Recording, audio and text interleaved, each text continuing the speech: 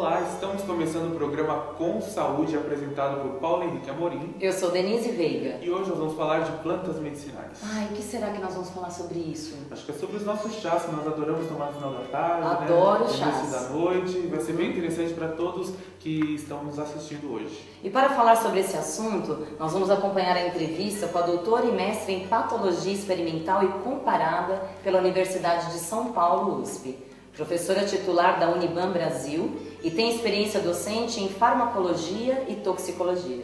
Professora doutora Ana Cristina Tassaca. Vamos acompanhar? Vamos acompanhar.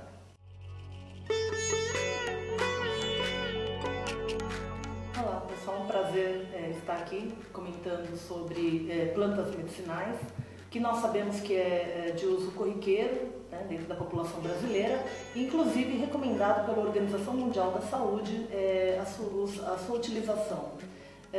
Basicamente porque a população carente muitas vezes não tem acesso a medicamentos industrializados e que, portanto, a utilização de plantas medicinais, confeccionando pequenas hortas, pode beneficiar essa população com certeza. Entretanto, nós temos que abordar alguns assuntos importantes, como, por exemplo, qual a procedência dessa variedade de planta. Por quê? Porque a maior parte dos medicamentos provém de plantas medicinais. Os medicamentos industrializados vêm de plantas medicinais. Entretanto, o medicamento industrializado tem uma quantidade certa de princípio ativo conhecido, o que facilita o tratamento de determinadas doenças. Quando a população se utiliza de plantas medicinais, ele costuma fazer isso na forma de chá, ou em plastros, ou qualquer outro tipo de forma de utilização, e muitas vezes ele não sabe a quantidade de princípio ativo contido nessa planta. Isso pode causar duas coisas principais. Primeiro, ausência de efeito, porque a quantidade de princípio ativo não é suficiente, mas mais perigoso seria que essa planta tivesse uma quantidade grande de princípio ativo, podendo levar a consequências tóxicas, né, a intoxicação. Nós sabemos que algumas pessoas têm um comportamento de tomar uma quantidade muito grande de chá, né, quando é feito na forma de chá, e algumas pessoas substituem, e dizem isso, né, que substituem a água pelo chá. Então essas pessoas fazem uma quantidade enorme de um determinado produto, colocam na geladeira e tomam isso durante o dia inteiro. Existem algumas plantas perigosas, né, que podem causar problemas hepáticos, né, ou outros problemas, de forma que seria inadequado fazer a utilização de plantas medicinais dessa forma. Então, por exemplo, chá de confrei, né, que é uma planta que se diz cicatrizante. Essa planta é preconizada de uso com as suas folhas esmagadas sobre um local de ferimento e, de fato, parece que ela realmente é cicatrizante. Entretanto, algumas pessoas fazem uma utilização incorreta porque pressupõem que em tendo úlcera gástrica, por exemplo, seria adequado ingerir essa planta na forma de chá ou mesmo de salada. Isso é incorreto porque essa planta contém alguns princípios ativos que, quando passam, são absorvidos pelo intestino, né, e vão ao sangue, do sangue ao fígado, podem causar uma intoxicação, né, e uma necrose hepática, por exemplo, ou mesmo câncer, se for utilizado de maneira constante e crônica.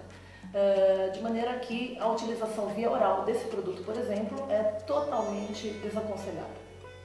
Outros produtos também, como cavalinha, né, que é uma planta cujo nome científico é Equisetum, ela é uma planta bastante consumida também pela população, só que também pode afetar, por exemplo, a quantidade de vitamina B no organismo, podendo inclusive levar sintomas neurológicos, coisa que a população em geral não sabe, né?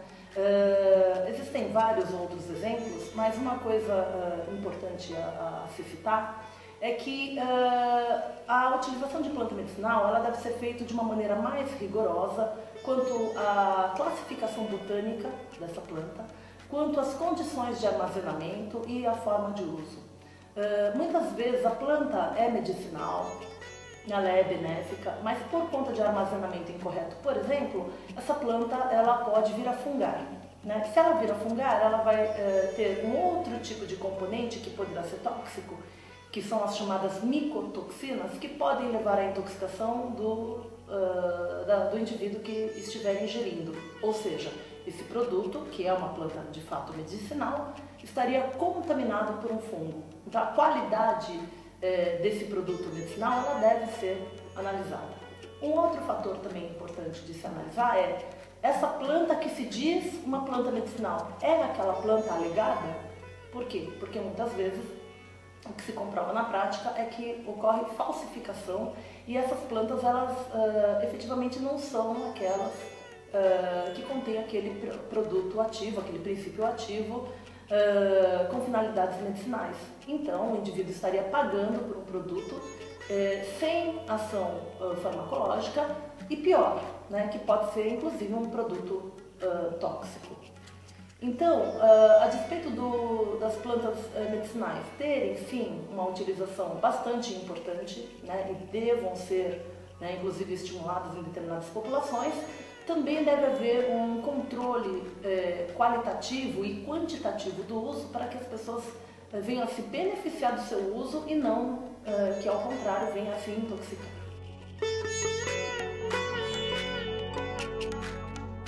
Muito bom, né, Denise? Adorei.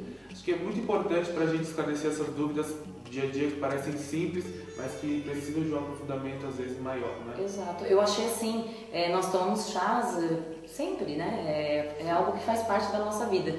Então nós sabemos que isso pode também ser perigoso, tem que saber a medida certa. Eu acho que veio a esclarecer muitas dúvidas nossas. Com certeza. Eu queria agradecer novamente a professora e doutora Ana Cristina Tassaca e dizer que nós voltamos em breve com mais vídeos, mais entrevistas para melhorar o seu dia a dia, seu e da sua família sempre. Muito obrigado, Denise. Tchau, tchau. Muito obrigada.